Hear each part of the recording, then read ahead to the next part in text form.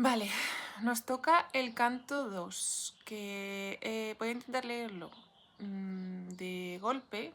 No sé qué hora es. Me he perdido el tiempo. Voy a intentar leerlo de golpe, pero no lo sé si voy a poder, porque este canto a mí se me hace un poco difícil, porque se llama el catálogo de las naves, y es donde describe Homero todas las naves que participan en la guerra. Y muchas de las páginas son literalmente páginas enteras de descripciones de lugares, de dónde venían las naves, qué guerreros había, listados de nombres uno tras otro. Entonces, bueno, voy a intentar pronunciarlo todo lo mejor posible y a intentar leerlo de golpe. A ver si también lo consigo. Allá vamos, canto segundo, el catálogo de las naves. Los demás dioses y los guerreros armados en la llanura dormían profundamente, pero Zeus seguía despierto, pues estaba pensando en cómo honrar a Aquiles y destruir a muchos hombres en las naves de los griegos. Al final decidió que lo mejor sería enviar el sueño engañoso al rey Agamenón. Así que lo convocó y le dijo: Sueño engañoso, ve a las naves de los griegos, a la tienda de Agamenón, y repítele palabra por palabra lo que te diré ahora. Dile que ponga en armas a los hombres cuanto antes, pues ha llegado el momento de tomar Troya. Los dioses ya no están divididos en el consejo. Hera ha prevalecido y la desdicha aguarda a los troyanos. El sueño se marchó una vez oído su mensaje y enseguida llegó a las naves de los griegos. Buscó a Agamenón, hijo de Atreo, y lo encontró en su tienda, envuelto en un profundo sopor. Se cernió sobre su cabeza tras adoptar la forma de Néstor, hijo de Neleo, a quien Agamenón honraba por encima de todos sus consejeros. Y dijo: Duermes, hijo de Atrio, quien tiene el bienestar de tu hueste y tantas otras preocupaciones sobre sus hombros, no debería dormir tanto. Óyeme ahora, pues vengo como mensajero de Zeus, que, aunque está lejos, piensa en ti y te compadece. Te ordena que pongas en armas a los hombres cuanto antes, pues ha llegado el momento de tomar Troya. Los dioses ya no están divididos en el consejo. Hera ha prevalecido y la desdicha aguarda a los troyanos a mano de Zeus. Recuerda esto y procura que no se te olvide cuando despiertes. Luego el sueño se marchó y él pensó en cosas que no iban a cumplirse. Pensó que ese mismo día tomaría Troya, aunque poco sabía lo que planeaba Zeus, que reservaba muchos duros combates a los griegos y los troyanos. Luego despertó, con el divino mensaje resonando aún en sus oídos. Así que se sentó muy erguido, se puso la túnica corta, tan bella y nueva, y encima el grueso manto. Se ató las sandalias a los bellos pies, y se echó la espada repujada de plata al hombro. Luego cogió el imperecedero cetro de su padre y fue a las naves de los griegos. Estamos en el día 22. El libro va marcando los días que pasan de la guerra. No lo he dicho hasta ahora, pero bueno, es interesante saberlo, creo. La diosa Aurora encaminó sus pasos al vasto Olimpo para anunciar el día a Zeus y los demás inmortales, a Agamenón, y envió los heraldos a llamar al pueblo a la asamblea. Y ellos lo llamaron y el pueblo acudió. Pero antes convocó a los ancianos en la nave de Néstor, rey de Pilos, y cuando estuvieron juntos les expuso un astuto plan. Amigos míos, dijo, he tenido un sueño celestial en mitad de la noche, y su rostro y su figura se asemejaban a los de Néstor. Se alzó sobre mi cabeza y dijo, duermes, hijo de Atreo, quien tiene el bienestar de su hueste y tantas otras preocupaciones sobre sus hombros no debería dormir tanto. Óyeme ahora, pues vengo como mensajero de Zeus, que aunque esté lejos, piensa en ti y te compadece. te ordena que pongas en armas a los hombres cuanto antes, pues ha llegado el momento de tomar Troya. Los dioses ya no están divididos en el consejo. Hera ha prevalecido y la desdicha guarda a los troyanos a manos de Zeus. Recuerda esto. Luego el sueño se desvaneció y desperté. Pongamos, pues, en armas a los hijos de los griegos, pero conviene que los sondee primero, y para ello les diré que huyan a sus naves, pero vosotros id a la hueste e impedid que lo hagan. Luego se sentó y Néstor, el príncipe de Pilos, con toda sinceridad y buena voluntad, les habló así. Amigos, dijo, príncipes y consejeros de los griegos, si cualquier otro hombre de los griegos nos hubiese contado este cuento, habríamos dicho que era falso, y no habríamos querido saber nada de él. Pero quien lo ha visto es el hombre principal entre nosotros. Debemos, por tanto, poner a la gente en armas. Con estas palabras salió del consejo, y los demás reyes se levantaron con él en obediencia a las palabras de Agamenón. Pero la gente se agalopó para oírles. Acudieron como abejas que salen de una cueva y revolotearon en número incompatible entre las flores primaverales.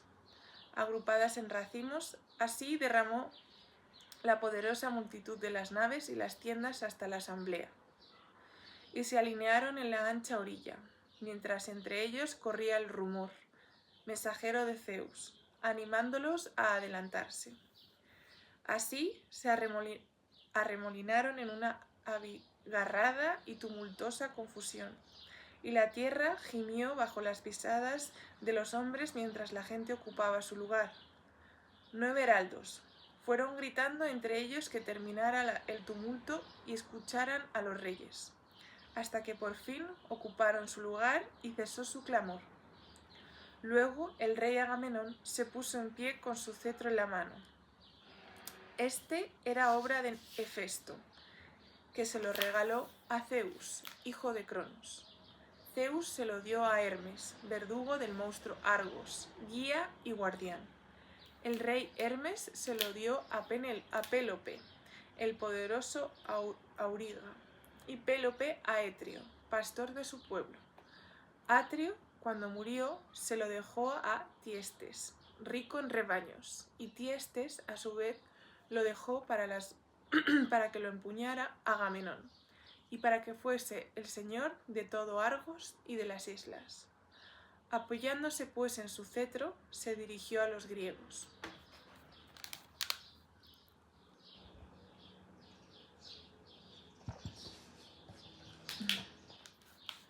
Amigos míos, dijo, héroes, siervos de Ares, la mano del cielo ha caído pesadamente sobre mí. El cruel Zeus me dio su solemne promesa de que saquearía Troya antes de mi vuelta, pero me ha engañado y ahora me pide que regrese sin gloria a Argos. Después de haber perdido a mucha gente, tal es la voluntad de Zeus, que ha dado con muchas orgullosas ciudades en el polvo, y aún dará con otras en él, pues su poder está por encima de todos. Vergonzoso será en adelante que una hueste griega, antaño tan grande y valerosa, combatiera en vano contra hombres menos numerosos sin que se viera el fin de la contienda. Imaginad que griegos y troyanos llegan a un pacto solemne y que a todos los cortáramos, a los troyanos por sus hogares y a nosotros en falanges de 10 hombres, imaginando que cada una de nuestras falanges quisiera tener a un troyano que le escanciara el vino. Somos tan numerosos que muchas falanges se quedarían sin copero, supongo.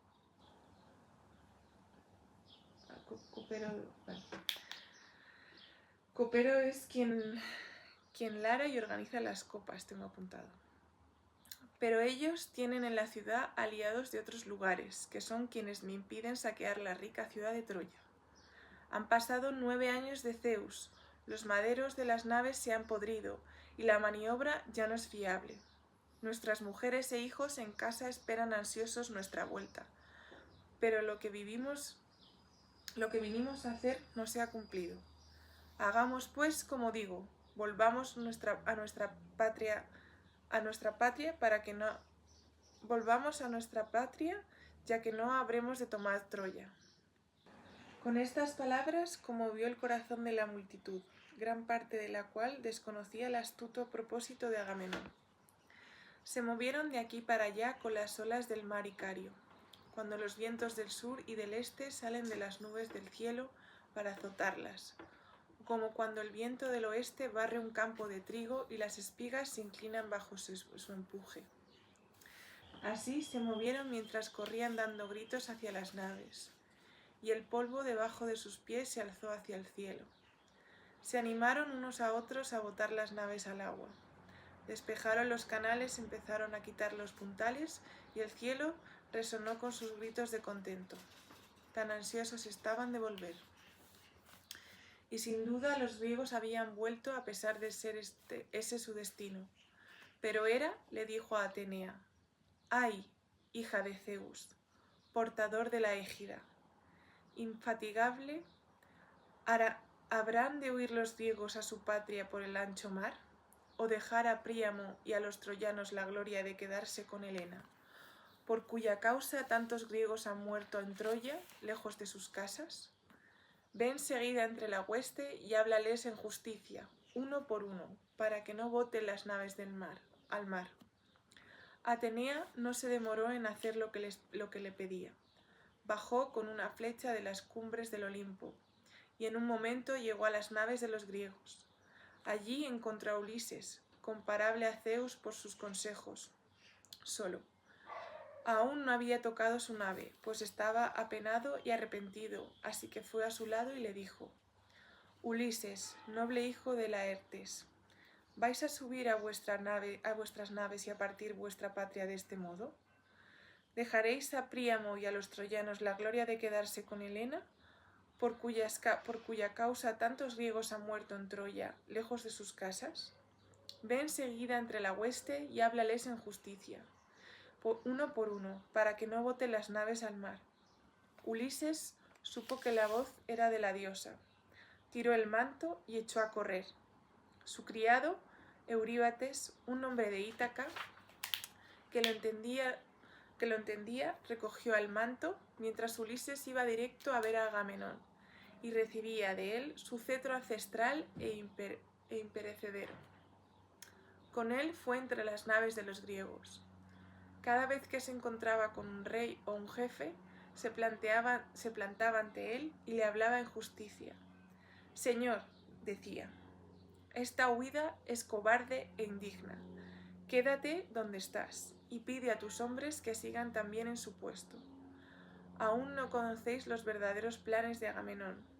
Nos estaba sondeando y pronto hará que los griegos lamenten su disgusto. No todos estábamos en el consejo para oír lo que dijo. Ve con cuidado, no vaya a enfadarse y no castigue, pues el orgullo de los reyes es grande y la mano de Zeus está con ellos». Pero cuando encontraba a un hombre común que estaba armando alboroto, le golpeaba con el cetro y le reprendía: «Calla y escucha a quienes son mejores que tú. Eres un cobarde y no un soldado. No eres nadie ni en lucha ni en el consejo. No todos podemos ser reyes. No es bueno que haya muchos jefes. Uno debe mandar sobre todos. Un rey a quien Zeus, el hijo del taimado Cronos, ha dado el cetro de soberano». Así fue entre la hueste y la gente se apresuró a volver al consejo desde las tiendas y las naves con un estrépito como el de las olas cuando rompen en la orilla y todo el mar está agitado. Los demás ocuparon sus asientos y se quedaron en sus puestos. Solo Térsites no refrenó su lengua y continuó diciendo palabras groseras, que invitaban a la sedición y cuestionaban a quienes estaban al mando, pues era capaz de decir cualquier cosa que tuviera a risa a los griegos. Era el hombre más feo de todos los que llegaron a Troya, de piernas torcidas, cojo de un pie, con los hombros encorvados y de pecho hundido. Tenía la cabeza puntiaguda, pero poco pelo en ella. Aquiles y Ulises lo detestaban más que a nadie, pues era con ellos con quien más acostumbraba a discutir. En esta ocasión, no obstante, empezó a discutir improperios a Agamenón con voz chillona y temblorosa. Los griegos estaban asqueados y enfadados, pero él siguió vociferando y clamando contra Agamenón. «Agamenón», gritó, «¿qué te aflige ahora y qué más quieres? Tus tiendas están llenas de bronce y de bellas mujeres, pues siempre que tomamos una ciudad te damos las más escogidas. ¿Querrías aún más oro que te pague algún troyano como rescate por su hijo? Cuando otro griego o yo lo hagamos prisionero, ¿o quieres otra joven con la que esconderte y yacer? No está bien que tú, el caudillo de los griegos, les causes estos males. Débiles cobardes, mujeres más que hombres, volvamos a casa y dejemos que este hombre en Troya con sus honores y privilegios y que vea si lo somos de ayuda o no. Aquiles es mucho mejor que él, y ved cómo lo ha tratado, robándole su botín y quedándoselo para sí. Aquiles se lo ha tomado con mansedumbre y no ha querido combatir. De lo contrario, Agamenón nunca volvería a insultarle». Así despotricó Tersites, que Ulises de pronto fue hasta él y le regañó con severidad. «Contén tu lengua engañosa, Tersites», dijo, «y no parlotees más. No ofendas a príncipes cuando no tienes a nadie que te respalde. No ha llegado a Troya criatura más vil con los hijos de Atrio. Abandona esta cháchara sobre reyes y no los ofendas más ni sigas machacando con volver a casa. Aún no sabemos cómo van a ser las cosas, ni si los griegos han de volver con éxito o sin él. ¿Cómo osas clamar contra Agamenón porque los griegos le hayan concedido tan gran botín? Te advierto, pues, y así habrá de ser, que si te vuelvo a oír diciendo estos despropósitos, o bien perderé mi propia cabeza y dejaré de ser padre de Telémaco, o te atraparé, te desnudaré y te echaré a golpes de la asamblea para que vuelvas gimoteando a las naves». Y dicho lo cual, le golpeó con el cetro en la espalda y los hombros, y Tersites cayó al suelo lloriqueando. El cetro dorado le hizo un sangriento verdugón en la espalda, y se quedó sentado asustado y dolorido, secándose con estupor las lágrimas de los ojos. Los hombres sintieron lástima por él, pero se rieron, y uno se volvió a su vecino y le dijo: «Ulises ha hecho muchas cosas buenas en el combate y en el consejo, pero nunca hizo mayor bien a los griegos que el impedir que este individuo siga parloteando. No volverá a ofender a los reyes con su insolencia». Así dijo el pueblo. Luego Ulises se levantó, cetro en mano, y Atenea, bajo la apariencia de un heraldo, pidió a la gente que callara, para quienes estuviesen lejos pudieran oír y consideraran sus consejos. Luego, con total sinceridad y buena voluntad, les habló así: «Rey Agamenón, los griegos desean convertirte en sinónimo de aprobio ante la humanidad.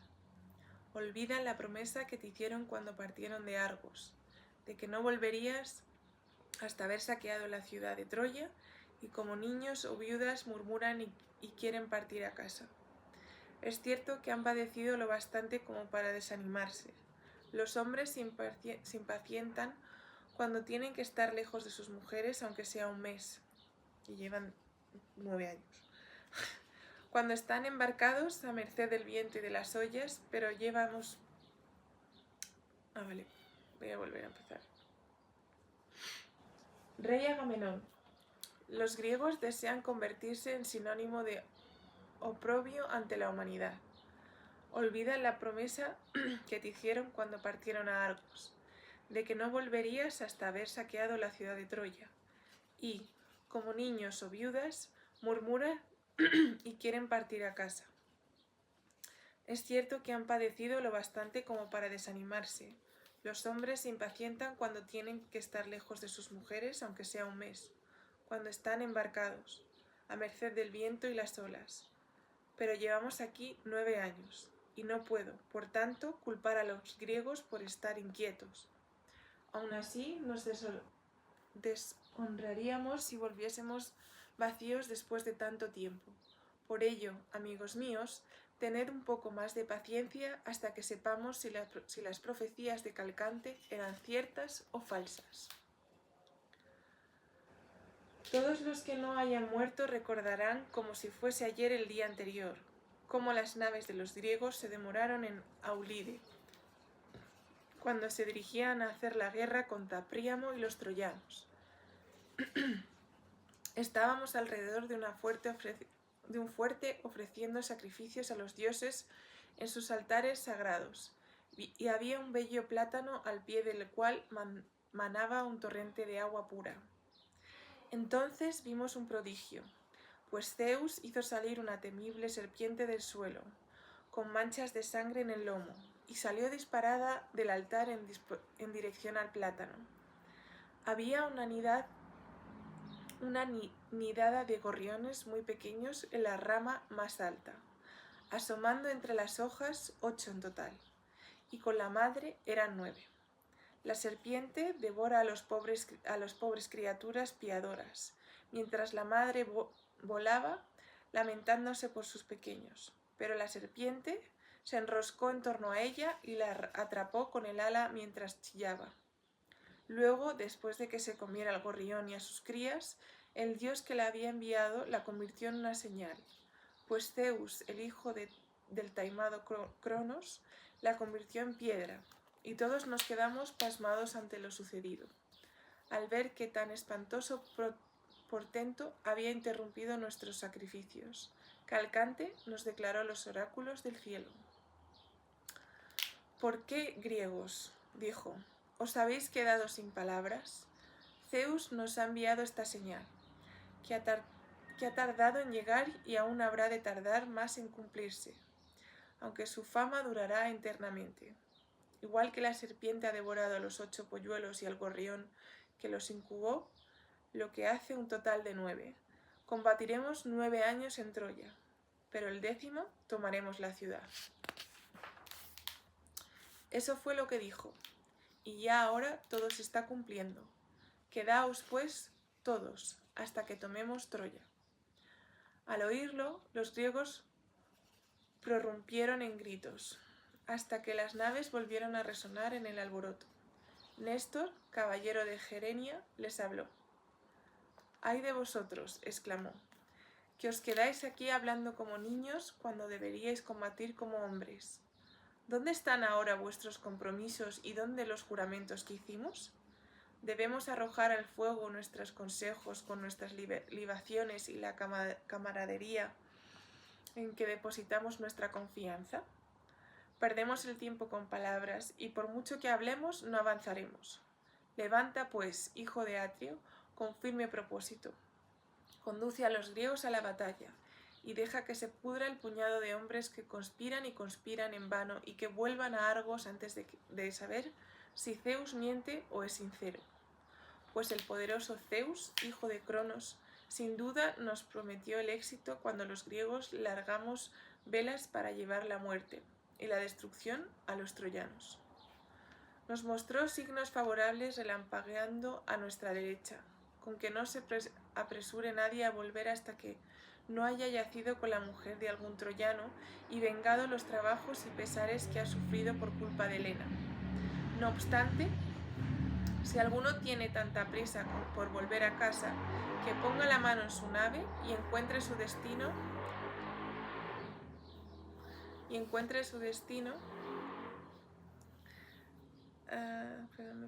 No obstante, si alguno tiene tanta prisa por volver a casa, que ponga la mano en su nave y encuentre su destino a la vista de todos. Pero, oh rey, ten en cuenta y oye mi consejo, pues lo que diré no puede despreciar. Pero, oh rey, ten en cuenta y oye mi consejo, pues lo que diré no puede despreciarse a la ligera. Divide a tus hombres, Agamenón, en sus tribus y claves, para que las tribus y clanes puedan resistir y ayudarse unos a otros. Si lo haces, Si los griegos te obedecen, averiguarás quiénes, entre los jefes y los hombres, son valientes y quiénes son cobardes, pues disputarán entre sí. Así sabrás también si fracasas al tomar la ciudad por la voluntad de los dioses o por la cobardía de los hombres. Y Agamenón respondió: Néstor, has vuelto a superar a los hijos de los griegos en el consejo. Ojalá por la parte de Zeus, Atenea y Apolo tuviese 10 consejeros más como tú, pues así la ciudad del rey Príamo no tardaría en caer en nuestras manos y podríamos saquearla. Pero Zeus me aflige con inútiles penas y disputas. Aquiles y yo hemos discutido por esta joven, y yo fui el primero en ofenderle. Si pudiéramos reconciliarnos, los troyanos no evitarían su destrucción un día. Con que id a comer, para que podamos entrar todos en combate. Afilad bien vuestras lanzas. Aseguraos de preparar vuestros escudos. Dad de comer a los caballos y comprobad con cuidado vuestros carros, para que podamos combatir todo el largo día, pues no tendremos descanso, ni por un momento hasta que caiga la noche para separarnos. Las tiras que sujetan nuestros escudos se humedecerán con el sudor de nuestros hombros, vuestras manos se fatigarán con el peso de la lanza, vuestros cabellos humearán delante de vuestros carros. Y si veo a algún hombre escurrir el bulto o esconderse en las naves, nadie podrá ayudarlo, y será pasto de los perros y los buitres. Así habló y los griegos aplaudieron con estrépito, como cuando las olas se alzan ante la fuerza del viento del sur y rompen contra una elevada península, golpeándola y azotándola sin cesar. Las tormentas la empujan por doquier.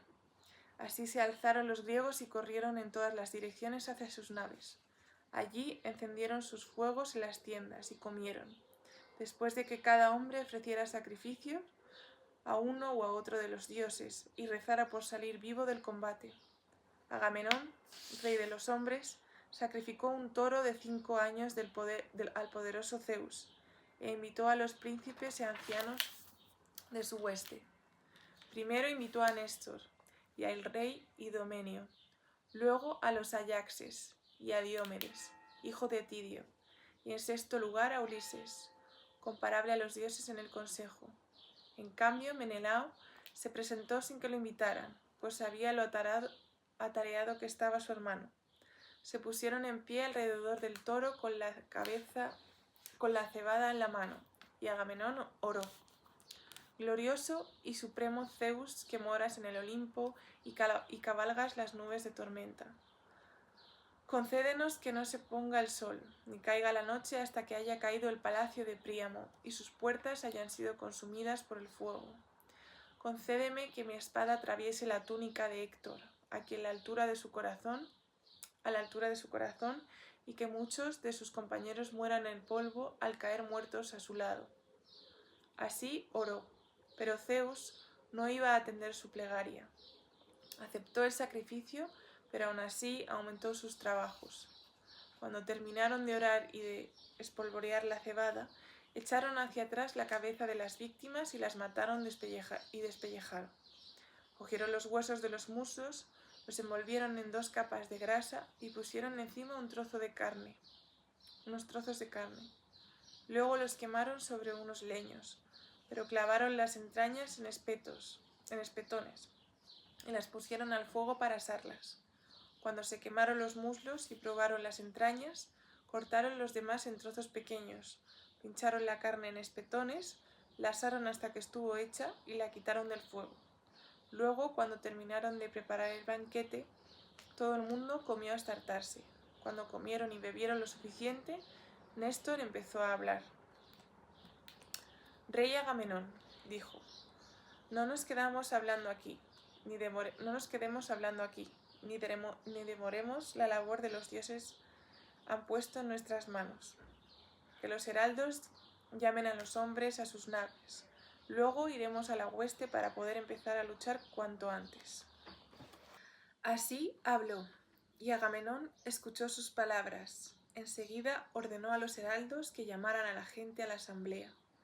Así que la llamaron, y la gente se congregó. Los jefes en torno al hijo de Atrio escogieron a sus hombres y le dieron órdenes, mientras Atenea iba entre ellos sosteniendo su égida inestimable que no concede la edad ni la muerte, que no conoce la edad ni la muerte. De ella colgaba 100 bolas de oro puro, hábilmente bordadas y valoradas en 100 bueyes cada una. Con ella en la mano fue como una flecha entre la hueste de los griegos, animándoles a avanzar e inspirando valor en el pecho de todos ellos para que pudieran luchar y combatir sin descanso. Así la guerra les pareció incluso más apetecible que volver a casa en sus naves, igual que cuando un incendio en un gran bosque arde en la cumbre de la montaña y un resplandor se ve desde lejos. Así relucieron sus armaduras hasta el firmamento del cielo mientras avanzaban. Eran como grandes bandadas de gansos o grullas, o cisnes en la llanura cerca del Caistro, que vuelan de aquí para allá, orgullosos de su vuelo, y chillan al posarse hasta que la ciénaga está viva con sus gritos.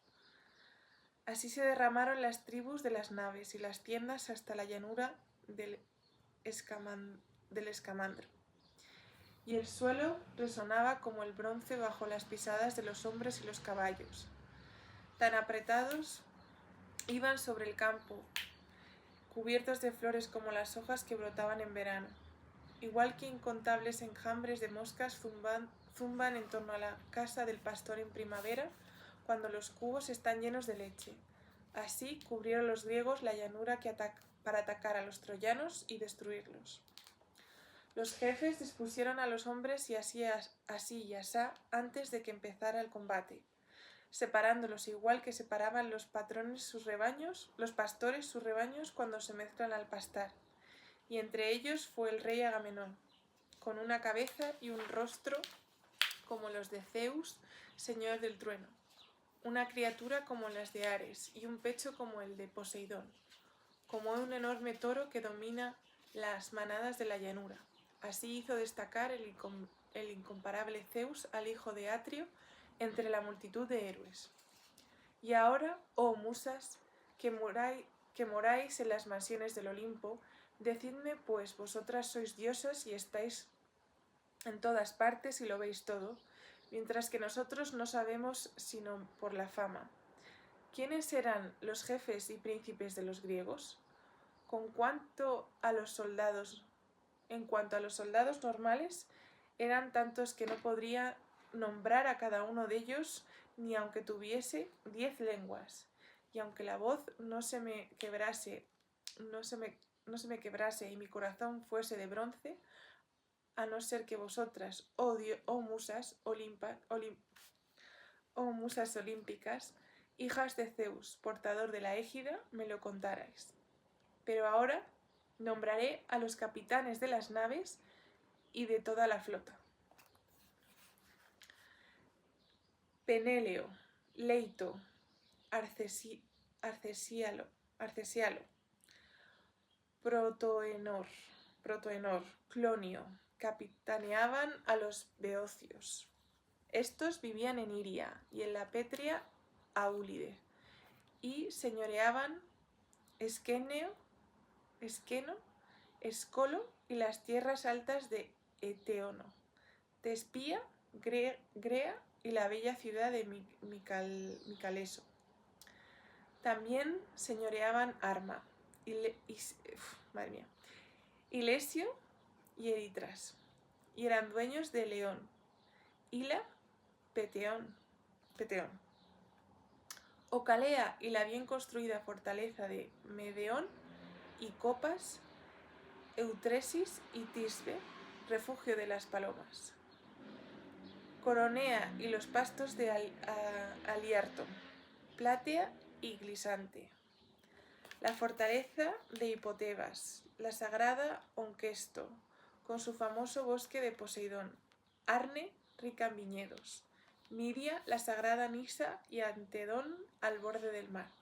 De aquí llegaron 50 naves, y en cada una de ellas había 120 jóvenes griegos. Ascálofo y Yálmeno, hijos de Ares, capitaneaban a los habitantes de Aspeldón y Orcómeno, el rey de Minias. Estíoque, un noble virgen, los parió en la casa de Actor, hijo de Áceo, pues había ido en secreto con Ares al piso de arriba, y él había yacido con ella. Con ellos llegaron 30 naves a Troya.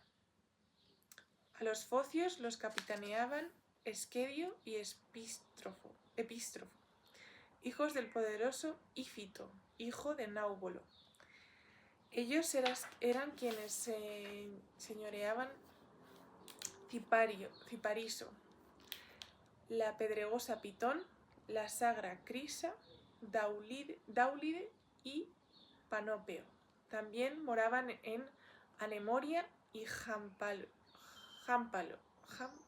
Jampolis, y a orillas del río Cefiso, y en Lilea, junto a las fuentes de Cefiso. Con sus caudillos llegaron 40 naves y capitaneaban las fuerzas de los focios, que estaban al lado y a la izquierda de los beocios. Áyax, el veloz hijo de Oileo, acaudillaba a los locrios. No eran tan fuerte, ni mucho menos, como Áyax, el hijo de Telamón. Era un hombre menudo y su peto era de lino, pero en el manejo de la lanza superaba a todos los helenos y los griegos. Vivían en Cino, Opunte, Calíaro, Besa, Escafare, la bella Augías, Tarfe y Tronio, a orillas del río Boagrio. Con él llegaron 40 naves de los locrios que vivían más allá de Euba. Los feroces abantes señoreaban Euba y sus ciudades, Calcis, Eretria, Istier, rica en viñedos, Cerinto, al lado del mar, y la ciudad montañosa de Dio. Con ellos iban también los hombres de Caristo y Estira. El Efénor, de la estirpe de Ares, estaba al mando. Era hijo de Calcodonte y acudillaba a todos los abantes. Con él llegaron valientes guerreros, de pies ligeros y larga cabellera en la parte de atrás de la cabeza, que siempre intentaban partir las corazas de sus enemigos con sus largas lanzas de fresno. Con ellos llegaron 40 naves. Y los que señoreaban la fuerte ciudad de Atenas, el pueblo del gran Erecteo, que había nacido de la tierra misma, aunque lo crió Atenea, la hija de Zeus, y lo instaló en su rico templo de Atenas. Allí, año tras año, los jóvenes atenienses lo adornan con sacrificios de toros y carneros. A ellos los acudillaba Menesteo, hijo de Peteo. Ningún hombre lo igualaba en organizar los carros y los hombres para la batalla, pero Néstor podía rivalizar con él, pues era mayor. Con él llegaron 50 naves. Áyax llevó 12 naves de Salamania y las colocó al lado de las atenienses. A los hombres de Argos y a los que señoreaban en las murallas de Tirinto, Hermíone y Asine en el Golfo, Trecen e Iones y las tierras de viñedos de Epidauro. A los jóvenes griegos de Egina y Masete los capitaneaban Diomedes, de resonante grito de guerra, y Esténeleo, hijo del famoso Capaneo, y también Eurialo, hijo del rey Meciteo, hijo de Talayón. Pero Diomedes los acudillaba a todos. Con ellos llegaron 80 naves. Quien señoreaban la fuerte ciudad de Micenas, las ricas Corinto y Cleonas, Ornías, Aretiera y Lición, donde antiguamente donde antiguamente reinó Adrastro y Peresia, la elevada Gonoesa y Pelene, Egio y toda la costa en torno a Hélice, ellos enviaron 100 naves al mando del rey Agamenón, hijo de Atreo. Su hueste era con mucho la mejor y más numerosa, y en medio de ella estaba el propio rey, orgulloso con su armadura de bronce reluciente, pues descollaba entre los héroes. Era el más grande de los reyes y quien también más hombres bajo su mando, y quien tenía más hombres bajo su mando. Y quienes vivían en Lacedemonia, en los valles entre las montañas, en Faris, Esparta y Mesa, donde moran las palomas, Brisías, Augías, Amiclas y Helos al borde del mar, y también en Laas y Étilo, iban acaudillados por Menelao, de resonante grito de guerra, hermano de Agamenón, y de ellos había 60 naves, apartadas de los demás. Con ellos fue Menelao en persona, con gran fervor, y animó a sus hombres al combate, pues ansiaba vengar los pesares y trabajos que había sufrido por culpa de Helena. Los hombres de Pilos, Arene y Trío, donde está el vado del río Alfeo,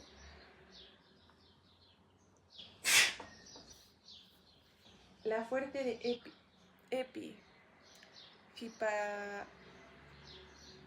Ciparesente y Anfigenia, Teleo, Helos y Dori, donde las musas salieron al paso de Tamiris y callaron su canto para siempre, pues volvía de Calia, donde vivía y reinaba Eurito, y se había jactado de que superaría incluso a las musas, hijas de Zeus, portador de la égida, si cantaba contra ellas, y ellas se enfrentaron y lo dejaron lisiado.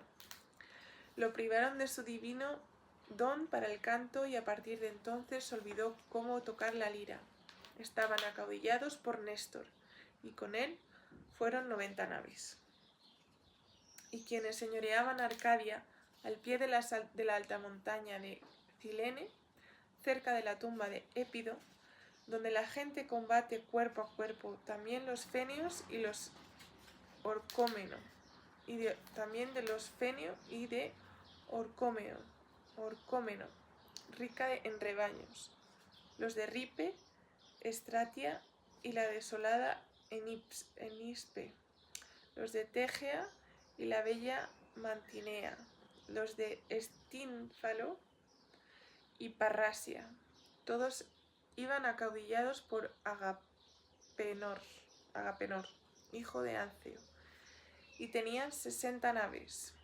En cada una de ellas iban muchos arcadios, excelentes soldados, pero Agamenón les buscó las naves para cruzar al mar, pues ellos no eran un pueblo marinero. También estaban los hombres de Buprasio y de la Élide, desde Irmina y Mirsiero, a la orilla del mar hasta la roca Olenia y Alesio. Estos tenían 4 caudillos y cada uno tenía 10 naves, con muchos épeos a bordo. Sus capitanes eran Anfímaco y Talpio, el primero hijo de Tetiao y el otro de Eurito, ambos de la estirpe de Actor. Los otros dos eran Diores, hijo de Amariceo, y Polixino, hijo del rey Agástenes, hijo de Augías. Y los de Duliquio y las sagradas islas equinas, que vivían al otro lado del mar delante de la Élide, iban capitaneados por Meges, comparable a Ares e hijo del valiente Fileo, apreciado por Zeus, que se instaló en Duliquio después de enemistarse con su padre. Con él llegaron 40 naves. Ulises acaudillaba a los valientes cefalinos. Cefalinos, vale. que señoreaban Ítaca, Nérito con sus bosques, Crocílea, la peñascosa Egílipe, Samos, Zadinto y la tierra firme de enfrente de las islas. Los capitaneaba Ulises, comparable a Zeus en los consejos, y con él llegaron 12 naves. Toante, hijo de Andremón, acaudillaba a los etolios, que vivían en Pleurón, Oleno, Pilene, Calcis a la orilla del mar y la peñascosa Calidón, pues al gran rey Éneo ya no le quedaban hijos con vida y él mismo había muerto, igual que el rubio Meleagro, a quien habían instaurado para ser rey de los etolios y con Toante llegaron 40 naves. El famoso lancero Idomeneo capitaneaba a los cretenses, que señoreaban Cenosos. No sé muy bien cómo se pronuncian ciertas cosas, pero bueno. La ciudad amurallada de Gortina, Licto, Mileto y Licasto, edificada sobre Greda, las populosas ciudades de Festo y Ritio, quienes habitaban en las 100 ciudades de Greta. Todos iban acaudillados por Idomeneo y por Meriones, comparable al homicida Ares, y con ellos llegaron 80 naves. Tlepólemo, hijo de Hércules, un hombre valiente y alto, llevó 9 naves de griegos de Rodas. Vivían en Rodas, que está repartida en las 3 ciudades de Lindo, Yaliso y Camiro, edificada sobre Greda. Iban acaudillados por Tlepólemo, hijo de Hércules, con Astíoque, a quien se llevó de Éfira a la orilla del río Seleente, después de saquear muchas ciudades defendidas por valientes guerreros. Cuando Tlepólemo creció, mató al tío de su padre, Licinio, que había sido un famoso guerrero en su época, pero se había vuelto viejo. Luego se construyó unas naves, reunió muchos seguidores y huyó por mar, pues los demás hijos y nietos de Hércules lo amenazaron. Después de un viaje en el que sufrió muchas penalidades, llegó a Rodas, donde sus hombres se repartieron en ciudades y fueron muy apreciados por Zeus, el señor de los dioses y los hombres, y el hijo de Cronos los colmó de riquezas. Y Nirio llevó 3 naves desde Sime. Nirio era el hombre más apuesto de todos los griegos que fueron a Troya, con la excepción de Aquiles, pero era hombre pusilánime y tenía pocos seguidores. Y quienes señoreaban Nisiros, Crápato, Caso, Cos, la ciudad de Eurípilo y las islas Calidnas estaban capitaneados por Filipo y Antifo, 2 hijos del rey Tésalo, hijo de Hércules. Con ellos llegaron 30 naves. Y quienes señoreaban el Argos Pelásgico, Elos, Álope y Traquine, y los de Eftía y la Helade, país de las bellas mujeres, y se llamaban mirmidiones, helenos y griegos, tenían 50 naves, que capitaneaba Aquiles. Pero ahora no participaban en la guerra, pues no tenían quien los acaudillara, ya que Aquiles se había quedado en sus naves furioso por la pérdida de Briseida, a quien había hecho cautiva en Lirneso, arriesgando su vida, cuando saqueó Lirneso y Tebas y derrocó a Mines y Epístrofo, hijos del rey Eveno, hijo de Sélepo. Aquiles seguía lamentándose por ella, pero no tardaría en volver con los demás. Y los que señoreaban Fílace y los prados floridos de Píraso, santuario de Deméter, Itón, donde nacen ovejas, Antrón, a la orilla del mar, y Petéleo, de tierras herbosas, de ellos había sido capitán el valiente Protesilao, mientras vivió, porque ahora yacía bajo tierra. Había dejado a su mujer en Fílace con las mejillas bañadas en lágrimas y la casa a medio construir, pues lo mató un guerrero Dárdano cuando saltó en cabeza de los griegos al asalto de Troya. No obstante, aunque sus hombres lloraban a su jefe, no estaban sin capitán, pues Podarces, de la estirpe de Ares, los acaudillaba. Era hijo de Ificlo, rico en ovejas, hijo de Fílaco y hermano de Protesilao, aunque más joven, pues Protesilao era a la vez el mayor y el más valiente. Así que sus hombres no estaban sin jefe. Aunque lloraban al que habían perdido, con él llegaron 40 naves. Y a quienes señoreaban Feras, a la orilla del largo Bebeide, Beba, Gláfiras y la populosa ciudad de Yolco, que llegaron con 11 naves, los capitaneaba Eumelo, hijo de Admeto, y de Alcestis, la más bella de las hijas de Pelias. A quienes señoreaban Metone y Taumacia con Melibea y la peñascosa Olizón, los acaudillaba el hábil arquero Filoctetes, y tenían 7 naves, cada uno con 50 remeros, todos buenos arqueros. Pero Filoctetes yacía dolorido en la isla de Lemnos, donde lo dejaron los hijos de los griegos, pues lo había mordido una serpiente venenosa. Yacía enfermo y afligido, y muy pronto lo echarían de menos los griegos.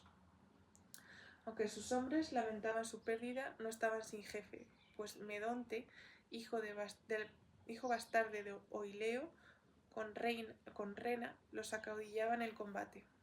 También estaban los de Trica y la pedregosa región de Itome, y los que señoreaban Ecalia y la ciudad de Eurito.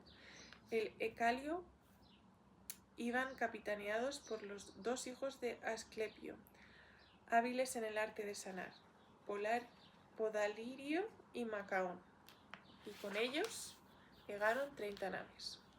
Además, los hombres de Ormenio y de la fuerte Hiperia, quienes señoreaban Asterio y las blancas cimas de Títano, estaban acaudillados por Eurípilo, el hijo de Ebenmón, y con ellos llegaron 40 naves. A los que señoreaban Argisa, Girtone, Orte, Elone y la ciudad blanca de Olosón, los capitaneaba el valiente Polipetes. Era hijo de Pirito, que era hijo del propio Zeus, pues Hipodamia lo parió el día en que vengó a los hirsutos salvajes de las montañas y los expulsó del monte Pelio hacia la tierra de los Étices. Pero Polipetes no estaba solo al mando, pues con él iba Leonteo, de la estirpe de Ares, que era hijo de Cronos, el hijo de Ceneo, y con ellos llegaron 40 naves.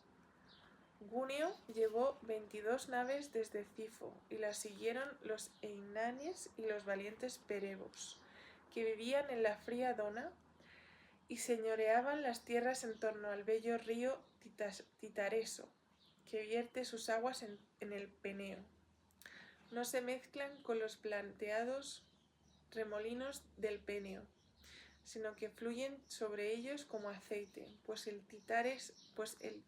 Titareso es un arroyo del espantoso Orco y del río Estigia.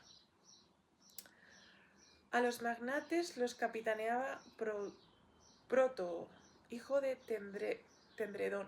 Vivían a la orilla del río Penio y al pie del monte Pelio. Prótoo, de pies ligeros, era su jefe, y con él llegaron 40 naves. Esos eran los jefes y príncipes de los griegos. ¿Quiénes entonces, oh Musa, eran los más destacados hombres o caballos de quienes siguieron a Agamenón y Menelao, hijos de Atrio? De los caballos, los del hijo de Feres era con mucho de los mejores. Los guiaba Eumelo, y eran rápidos como aves. Tenían ambos la misma edad, color y altura. Apolo, el del arco de plata, los había criado en Peria. Eran 2 yeguas tan temibles como Ares en la batalla. De los hombres, Áyax, hijo de Telamón, fue el más destacado mientras duró la cólera de Aquiles, pues Aquiles lo superaba con mucho y también tenía mejores caballos. Pero Aquiles estaba apartado en sus naves a causa de su disputa con Agamenón. Y sus hombres pasaban el tiempo a la orilla del mar, lanzando discos o lanzas a un blanco, tirando flechas. Los caballos estaban cada uno al lado de su carro, haciendo loto y apio silvestre.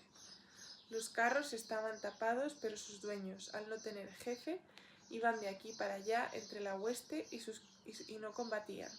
Así marchaba la hueste como un fuego que todo lo consume, y la tierra gimió a su paso como cuando el señor del trueno se enfada y la azota en Arimos, donde se dice que yace Tifón.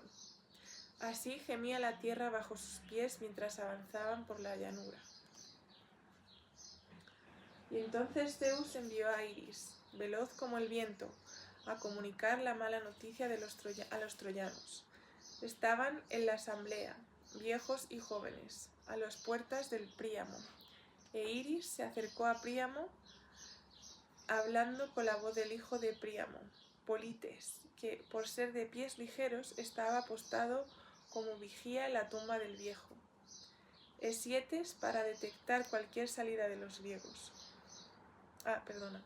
Estaba apostado como vigía en la tumba del viejo Esietes para detectar cualquier salida de los griegos. Bajo su apariencia, Iris habló y dijo: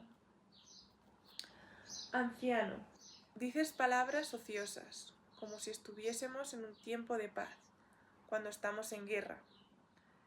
He estado en muchas batallas, pero nunca vi una hueste como la que avanza ahora hacia nosotros. Están cruzando la llanura para atacar la ciudad, tan numerosos como las hojas de los árboles o las arenas del mar. Héctor, te hablo por encima de los demás. Haz lo que te digo. Hay muchos aliados en Troya, de lugares distintos y que hablan diversas lenguas. Así que haz que cada jefe dé órdenes a sus propios hombres, que los ponga en orden de batalla y los conduzca a la lucha. Así habló, pero Héctor supo que era la diosa y de inmediato disolvió la asamblea.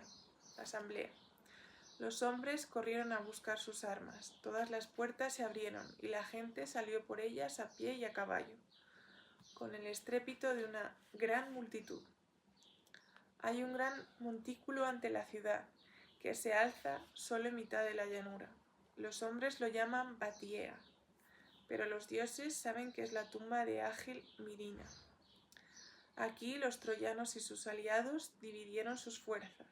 El hijo de Príamo, el gran Héctor de casco reluciente, acaudillaba a los troyanos y le acompañaba al mayor número y los más valientes de quienes estaban deseando entrar en combate. A los dárdanos los capitaneaba el valiente Eneas, hijo de Afrodita, con Anquises, cuando ella, pese a ser una diosa, yació con él en las montañosas laderas del Ida. No estaba solo, pues con él iban los dos hijos de Antenor, Arquéloco y Acamante, diestros en todas las artes de la guerra. Quienes vivían en Célea, en las estribaciones del monte Ida, hombres acaudalados que beben las límpidas aguas de Espeo y son de sangre troyana, iban capitaneados por Pándaro, hijo de Licaón, a quien Apolo había enseñado el manejo del arco. Quienes señoreaban Adrastea y las tierras de Apeso, con Pitea y la alta montaña de Térea, estaban acaudillados por Adestro y Anfio, cuyo peto era de lino. Eran hijos de Mérope, de Percote, que destacaba en toda suerte de augurios. Les advirtió que no participaran en la guerra, pero ellos no le obedecieron, pues el destino los empujaba a la destrucción. Quienes vivían alrededor de Percote y Practio, en Sesto, Abidos y Arisbe, iban acaudillados por Asio, hijo de Hírtaco, un valiente capitán cuyos fuertes corceles bayos de dar la raza del río Seleente lo habían traído desde Ariste. Y Potoo acaudillaba las tribus de lanceros pelasgos que vivían en la fértil Larisa. Y Potoo y Píleo de la estirpe de Ares, los dos hijos del pelasgo Leto, hijo de Teutamo, mientras que Acamante y el guerrero Piroo capitaneaban a los tracios y a quienes llegaron de más allá de las poderosas corrientes del Esponto. Eufemo, el hijo de Treceno, hijo de Ceo, era capitán de los lanceros cicones. Pirezmes condujo a los arqueros peonios desde la lejanía a Midón, desde las anchas orillas del río Axio al más bello que fluyó sobre la tierra. A los paflagonios los capitaneaba el valeroso Pilémenes en Eti, donde las mulas corrían salvajes en manadas. Ellos eran quienes señoreaban Citoro y los campos alrededor de Sésamo, con las ciudades a orillas del río Partenio, Ocromna, Egíalo y los altos montes eritinos. Odio y Epístrofo caudillaban a los alizones de la lejana Álide, donde hay minas de plata. Cromis y Eugor Ennomo gobernaban a los misios, pero la habilidad de los augurios no le salvó de la muerte, pues murió a manos del ágil descendiente de Éaco en el río, donde mató también a otros troyanos. Forcis y el noble Ascanio condujeron a los frigios desde la remota Ascania y ambos estaban deseando entrar en combate.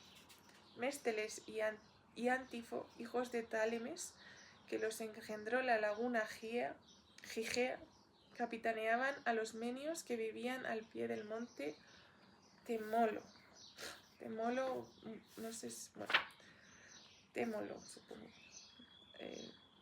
Nastes regía a los criados de extraña lengua, quienes señoreaban Mileto y la boscosa montaña de Tirón, las orillas de Meandro y las altas cumbres del monte Mícala estaban capitaneadas por Nastes y Anfímaco, los valientes hijos de Nomión. El segundo iba al combate cubierto de oro como una joven. Necio, no le sirvió de nada, pues cayó en el río empujado por el ágil descendiente de Éaco, y Aquiles se quedó con su oro. Sarpedón y Glauco condujeron a los licios desde sus remotas tierras a orillas de las arremolinadas aguas del Janto. Fin del canto. De antemano, pues eso, disculpadme porque no sé si algunos de los, seguro habré dicho mal muchos, pero bueno. Bueno, al final lo he hecho del tirón. Nada, como veis es eso, como que describe toda la parte de los griegos y luego toda la parte de los troyanos, entonces como es muy pesado este canto. Voy a leeros algunas notas de pie de estas que aparecen en los laterales. Vale, pues aquí hay algunas anotaciones también de reyes, descripciones. Bueno, Agamenón, por ejemplo, Agamenón, rey de Argos y Micenas, hermano de Menelao y esposo de Clitemnestra.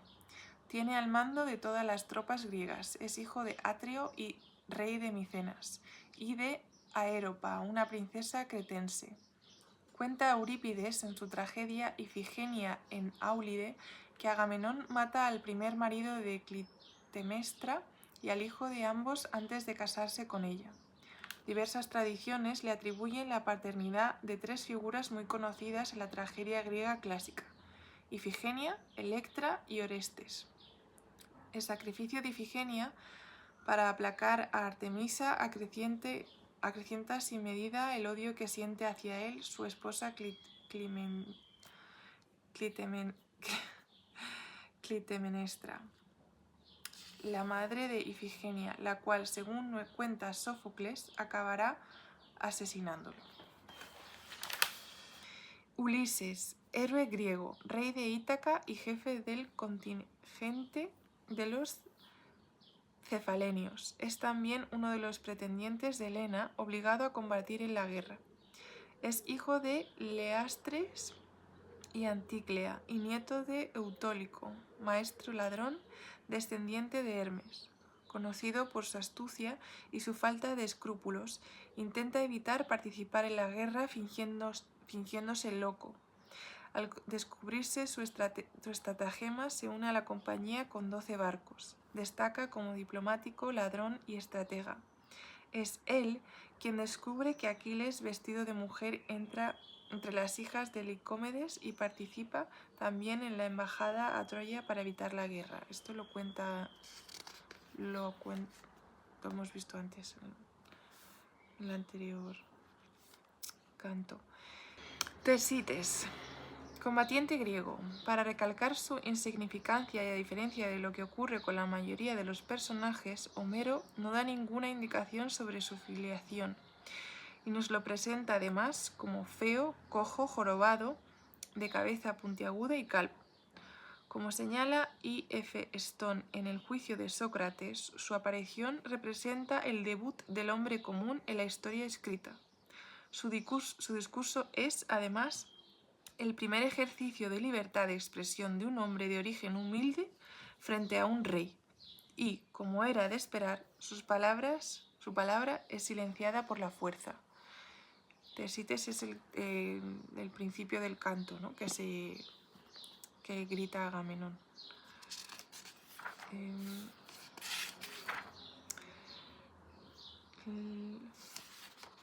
Bueno, tenemos a Néstor, el más anciano de los héroes griegos. Es rey de Pilos y caudillo en un contingente de 90 naves. Sus dos hijos, Antíloco y Tarsímedes, acuden con él a la guerra. La Odisea cuenta que su padre es Néleo, fundador de Pilos, y su madre Cloris, hija de Anfión. Canto 11. Su familia perece a manos de Hércules y, como único superviviente, Néstor hereda el trono. Se lo conoce por su prudencia y elocuencia y los griegos acuden a él frecuentemente en busca de consejo. Así lo hace Menelao cuando se produce el rapto de Helena y Néstor lo acompaña en su viaje para reclutar a los héroes griegos. Luego hay varias ilustraciones que merece la pena enseñar. Esto es toda la preparación de las naves y cuando están ahí en la orilla, ¿no? La formación. Estos personajes coinciden con los dibujos de la descripción de los personajes, entonces está guay porque es como que realmente tienen como sentido, digamos, ¿no? Como que te describe y el dibujo como que representa lo que describe. No, si no recuerdo más, es Agamenón, por ejemplo. Y yo creo que ya, porque si no va a ser demasiado largo esto. Esta es la parte de los troyanos.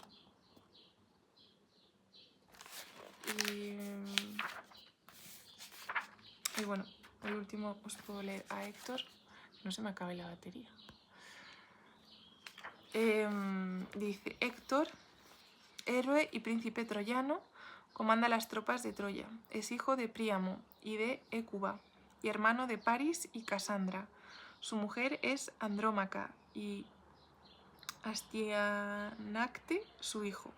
El pueblo troyano lo tiene en alta estima y en las asambleas su voz es la más importante. Es el responsable de la organización de la defensa de la ciudad y, en el campo de batalla, su presencia resulta imponente y causa el temor entre las tropas griegas.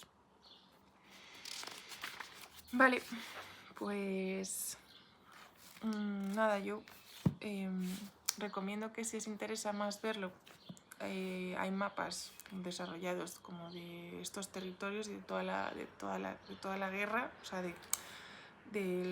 según la descripción de todas las naves, pues eso, hay mapas de todos estos pueblos que se citan y así lo puedes ver como con más claridad, ¿no? De dónde venían y dónde está Troya y bueno, fin.